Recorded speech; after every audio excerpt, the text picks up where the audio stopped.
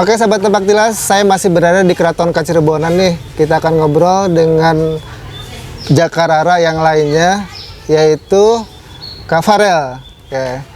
Kita mulai aja ya, sahabat Tebak Tilas. Kenalan dulu Kak, silakan Kak Farel. Terima kasih. Perkenalkan, nama saya Muhammad Farel Maulana ya, dan saya sekarang menjabat sebagai Jakarara Kota Cirebon tahun 2022 sampai sekarang. Nah, terkait dengan budaya nih Kak Farel, boleh diceritakan dong budaya Cirebon itu seperti apa sih? Oke, terima kasih Kang sebelumnya atas pertanyaannya. Jadi budaya di Cirebon itu kalau bisa saya gambarkan secara gambaran luas, itu merupakan akulturasi dari berbagai macam budaya.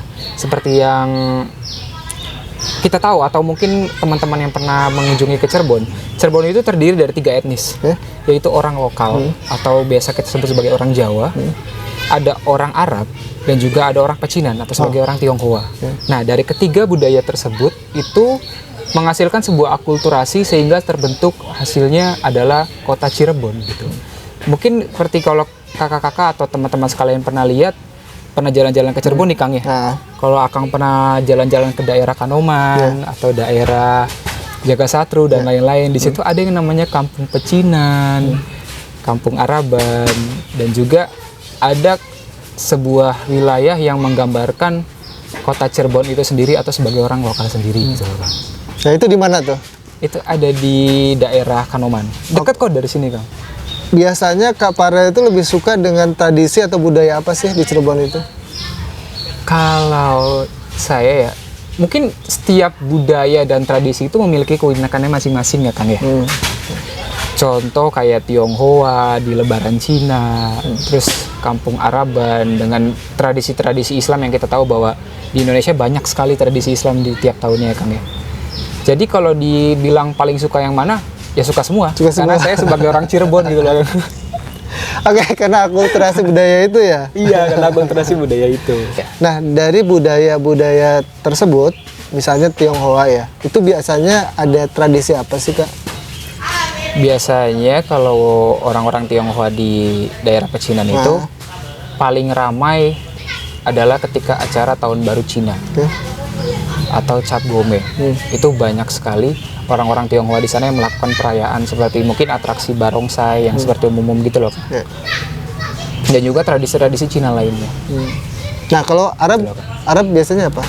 Kalau Arab itu biasanya mereka tiap ada acara-acara yang berbau keislaman mungkin Kang, mereka sering mengadakan makan-makan besar, terus mengadakan seperti pertunjukan tarian-tarian Arab. Menurut Kak Farel ya, dengan kondisi Cirebon sebagai gerbangnya menuju Jawa Tengah maupun Jawa Barat, dari sisi budaya seperti apa sih Kak? Ya, tentunya dari sisi budaya pun karena Cirebon itu berada di pertengahan atau perbatasan antara budaya Jawa Barat dan Jawa Tengah nih Kang ya. Contoh paling besar yang bisa kita lihat adalah dari bahasa Kang. Mungkin kalau teman-teman sekalian yang belum tahu, bahasa Cirebon itu merupakan sebuah adaptasi dari percampuran bahasa Sunda dan bahasa Jawa, sehingga terjadilah sebuah bahasa baru yang namanya bahasa Cirebon.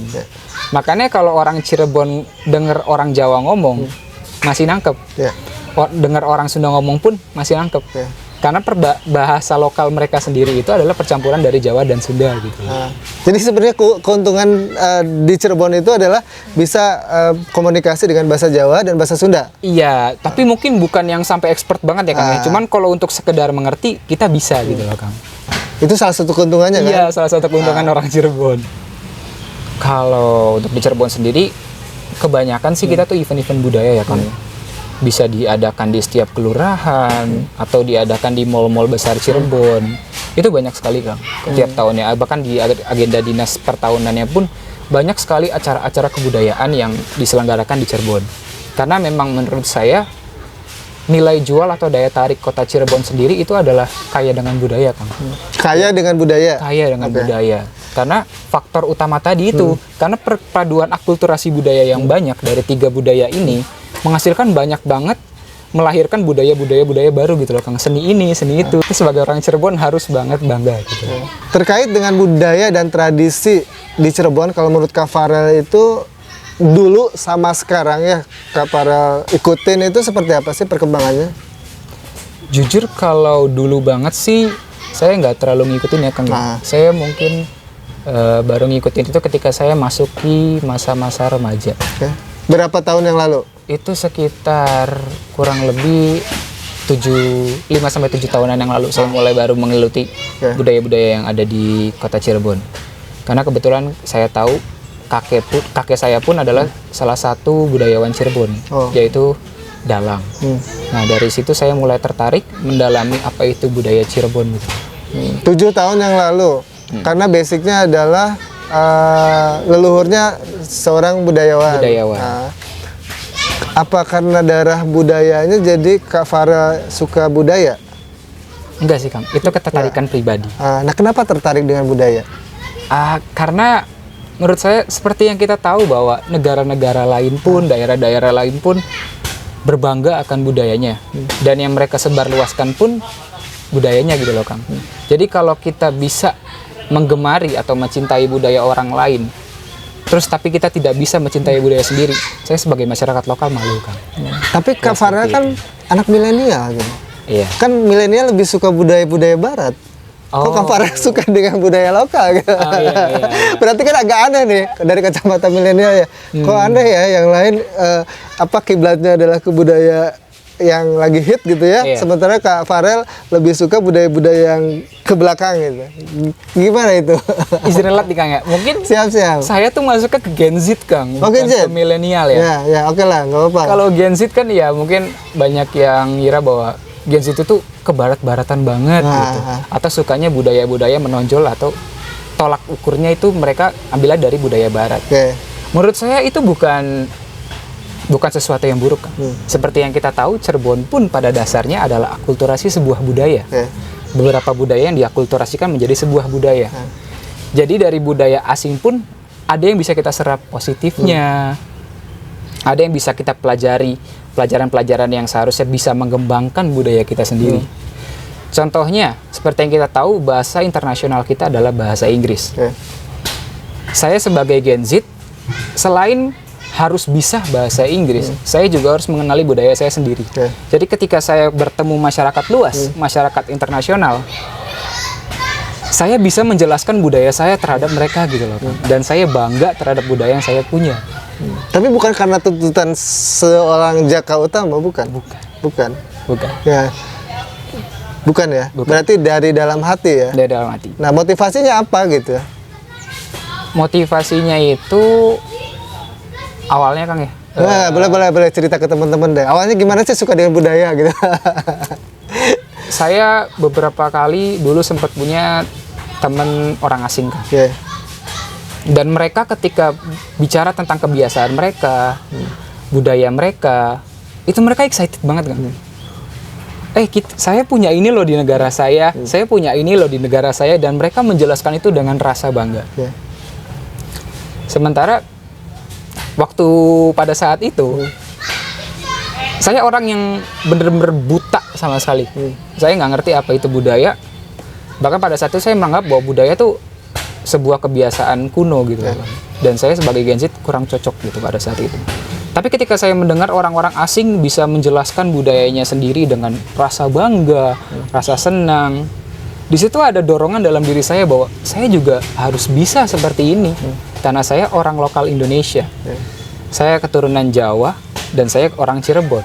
Saya harus bangga terhadap budaya saya sendiri. Oke. Jadi teman-teman, ternyata beliau terinspirasi oleh orang luar yang cinta tentang budayanya sendiri gitu. Tapi kalau kenapa misalnya orang Indonesia sendiri tidak bangga ibaratnya dengan budaya sendiri? Itu motivasi Kak Farel ya. Oke, setelah itu apa sih yang dilakukan dengan adanya motivasi atau the trigger ya dari orang bule itu? Apa yang dilakukan? Pertama-tama yang saya lakukan sih mungkin riset ya Kang. Riset tentang budaya Cirebon itu apa aja.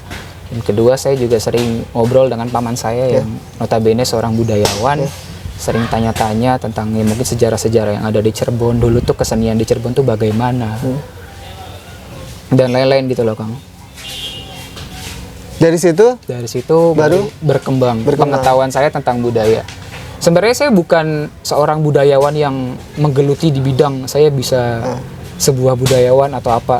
Bahkan kalau dibilang saya bisa gak mempraktekkan sebuah budaya, contohnya tari atau apa, saya nggak bisa. Nggak bisa. Tapi at least saya tahu. Dan ketika orang luar bertanya tentang, halo Kak Farel, Cirebon itu bagaimana sih? Saya percaya diri untuk menjelaskannya gitu. Oh. Jadi sebenarnya sebagai duta lah ya. Sebagai duta. Walaupun bukan pelaku kan. Walaupun bukan pelaku. Minimal bisa menginformasikan ke bule ya atau turis mancanegara bahwa budaya Cirebon ini seperti ini gitu kan. Iya. Itu suatu kebanggaan. Suatu kebanggaan buat saya. Menurut Kak Farel, dengan budaya dan tradisi Cirebon ini apa sih keunikannya gitu? Kan kalau bicara budaya, tradisi kan di tiap daerah banyak banget ya. Nah, sebagai orang lokal Cirebon, budaya yang uniknya Cirebon itu apa sih gitu? Kalau dibilang unik, itu aspeknya luas ya Kang ya. Banyak banget keunikan yang ada di budaya Cirebon. Contohnya dari seni budaya, seni rupa, dan lain-lain. Dan kalau kita perhatikan lebih detail lagi, contohnya mungkin di Cirebon itu yang terkenal tuh batik Trusmi, terus ada batik Keraton, dan batik-batik lain gitu loh Kang. Dan setiap goresan batik atau setiap motif yang ada di batik itu memiliki maknanya masing-masing. Dan itu menurut saya sebuah keunikan yang kok bisa ya orang kepikiran sampai sedetail itu loh Kang.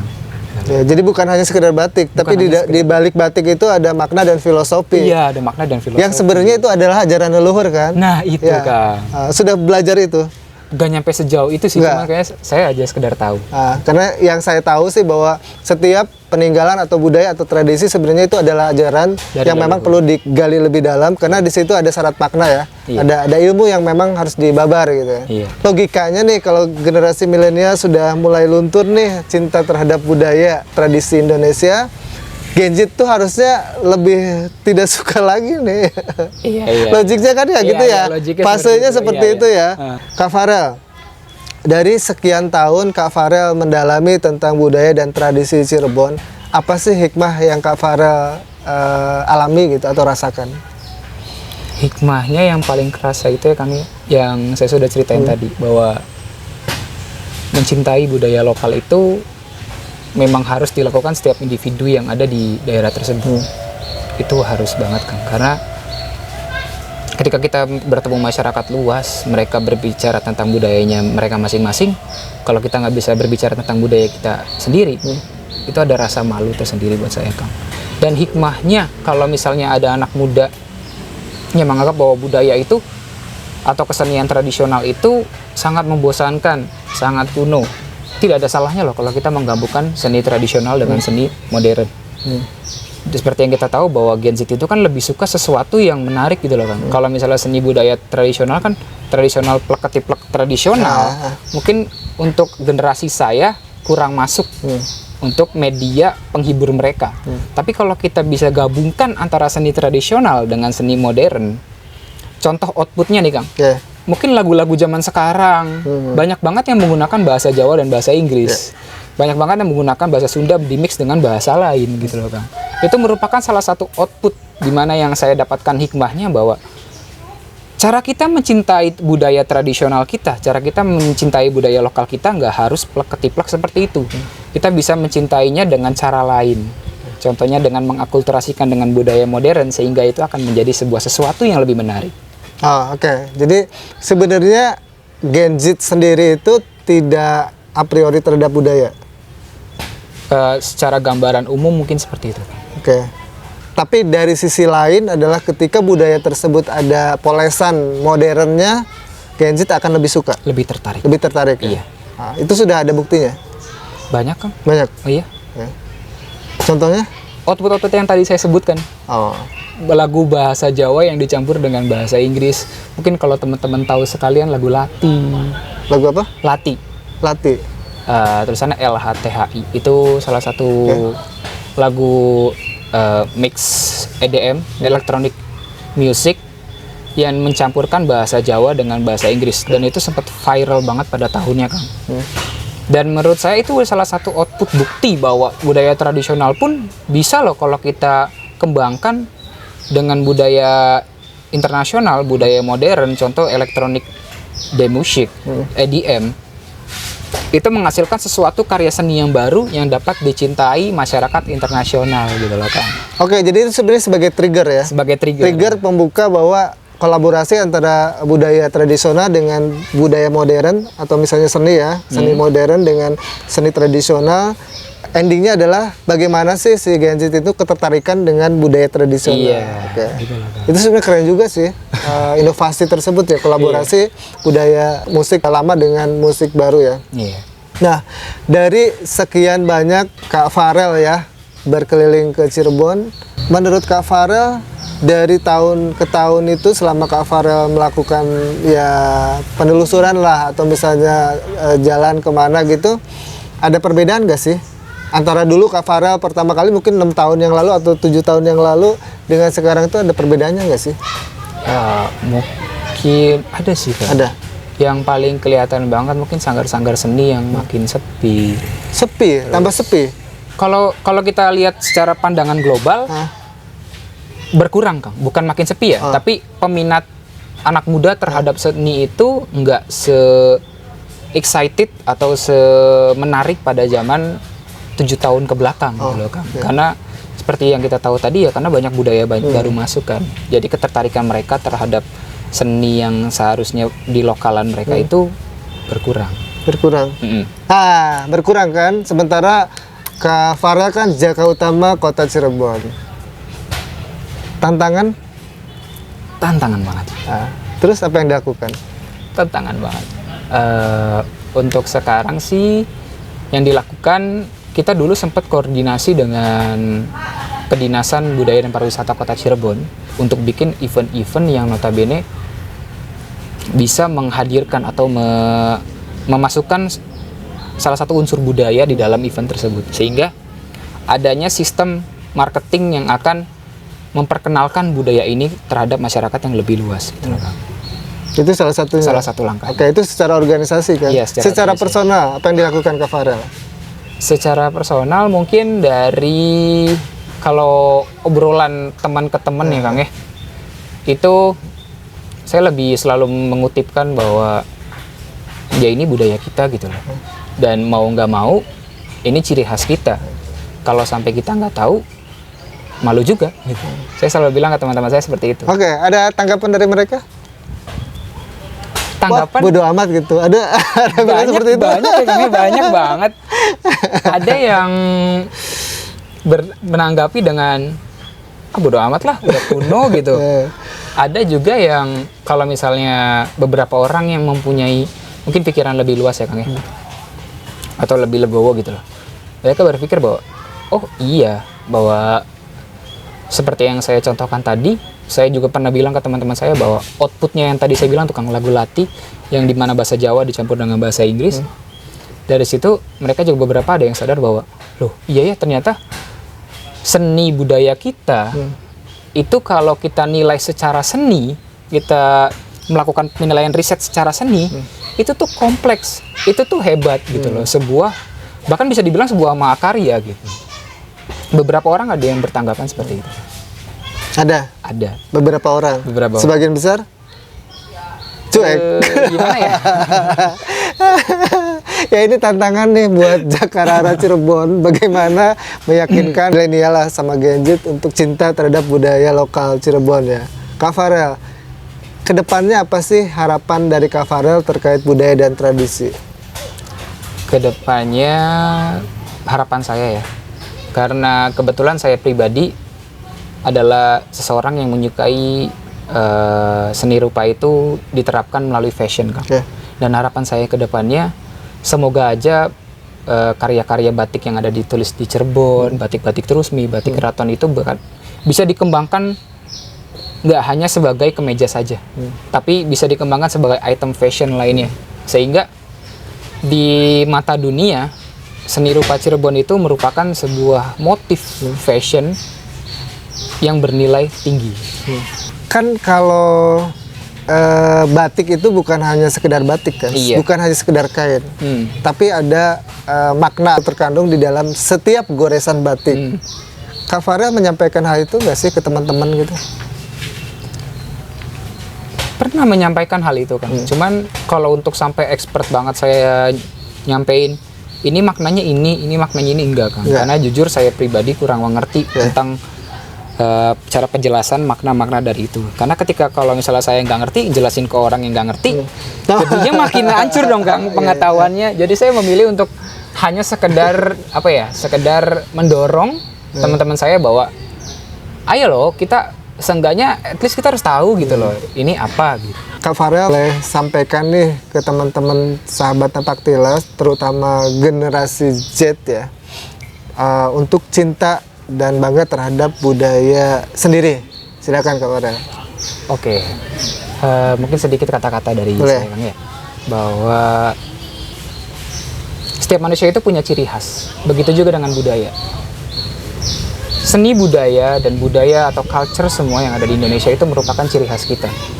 Dan kita sebagai masyarakat lokal, kalau kita benar-benar blank, tidak tahu sama sekali tentang budaya apapun itu, justru kita sebagai manusia lokal atau sebagai masyarakat lokal itu tidak akan bisa mengetahui hal yang lebih luas. Sudut pandang manusia itu dimulai dari suatu hal yang terkecil. Kalau sudut pandang terkecil kita mengenai budaya kita di yang paling lokal Kang, kita tidak tahu gimana kita mau melihat sudut pandang yang lebih luas. Jadi menurut saya benefit dari kita mengetahui budaya-budaya yang ada di lokalan kita, yaitu kita mempunyai sudut pandang baru, cara pandang baru mengenai apa itu seni, apa itu perbuatan manusia, apa itu culture, apa itu budaya, sehingga sebagai pribadi manusia itu bisa berpikir lebih baik ke depannya. Oke, saya mau tantang nih Kak Farel, orang Cirebon sudah mempelajari budaya. Boleh dong di-spill sedikit, perkenalkan bahasa Cirebon ke teman-teman. Bisa kan nih? Bisa. Silakan. Oke. Mungkin biar anak-anak Gen Z juga pada ngerti ya Kang. Iya, siap. Saya pakai bahasa Cirebon sehari-hari aja ya Kang. Boleh. Halo sekabian, nami Sun Farel. Perkenalan tentang apa nih Kang? Apa aja? Perkenalkan tentang kegiatan lah atau tentang Jaka Utama dan lain. Oke. Isun Sakian merupakan mahasiswa aktif di Cirebon sendiri, yaitu pelajari tentang budaya perhotelan. Jadi, hari ini Cirebonku ada sih ngarannya beberapa bahasa. Jadi ada beberapa tingkatan dari bahasa. Mungkin saya ngomongnya pakai bahasa sehari-hari aja kan. Yeah. Mohon maaf kalau nggak ngerti. Iya, siap. Jadi tingkatannya itu di bahasa Cirebon ada yang namanya bahasa Cirebon biasa yang sekian isun pakai, sekian isun gunakan, sama bahasa Cirebon halus. Bahasa Cirebon halus biasanya dipakai untuk dari anak muda ke orang tua, gitu loh. Itu biasanya kalau orang-orang Jawa bilangnya bahasa kromo inggil, gitu loh, Kang. Nah, iya, begitu. Nah, di Cirebon pun ada sama seperti itu. Dan jadi kalau perkenalan ini gimana ya, Kang ya? Ya udah omong aja, perkenalkan pakai bahasa Cirebon. Apa aja lah bahasanya, yang penting bahasa Cirebon. Oke, perkenalkan nami kula Farel, umur kula sakian 20 hiji. Kula sakian merupakan mahasiswa aktif. Dan apa ya Kang ya? Saya bingung ngomongnya. Oh, bingung ya? Iya. Oke, kita bisa nyanyi. Nyanyi apa tuh? Nyanyi Cirebon. Aduh, saya bukan penyanyi ya, bukan Kang ya? penyanyi ya ternyata ya. Takut yang penontonnya telinganya rusak kan nggak enak ya, Kang ya? Iya, siap. Bukan ngeles ya? Bukan sih. Oke, sahabat Tapak Tilas ya. Cukup sekian bincang-bincang santai kali ini dengan Jaka Utama Kota Cirebon, Kak Farel. Semoga apa yang tadi disampaikan oleh Kak Farel bisa memberikan inspirasi lah buat teman-teman Gen Z ya untuk mulai sekarang cinta terhadap budaya lokal sendiri. Karena walau bagaimanapun budaya itu warisan leluhur kita yang perlu kita lestarikan dan kita kembangkan. Kalau bukan kita lagi, siapa lagi yang akan meneruskan warisan leluhur kita. Sampai jumpa di episode selanjutnya ya teman-teman. Terima kasih Kak Farel. Terima kasih. Dah.